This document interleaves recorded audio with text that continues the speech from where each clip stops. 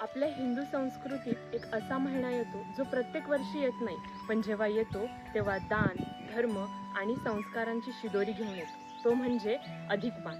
अधिक मासाला पुरुषोत्तम मास असेही म्हणतात, कारण हा महिना भगवान श्रीकृष्णांना अत्यंत प्रिय मानला जातो. पण तुम्हाला माहिती आहे का, हा महिना का येतो?